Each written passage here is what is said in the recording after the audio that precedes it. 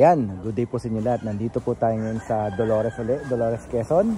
At meron tayong napakagandang property na i-vlog natin at papanood sa inyo. Bossing, ano nga to? 3,740 title property. Ano?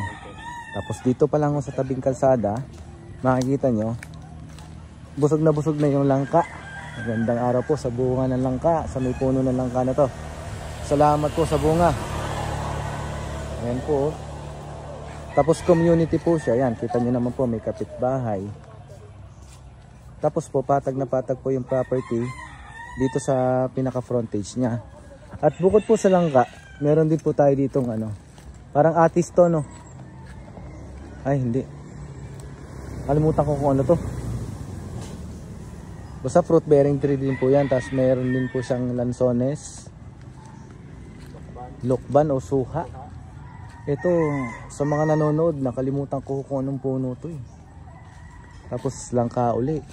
Langka, suha, rambutan, kamyas o kalamyas, santol. Napakagandang property, no? Ang ganda nito.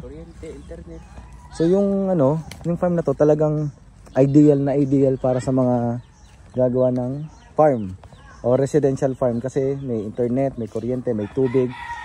Within the community mismo, as in nasa community po siya. Yan o, may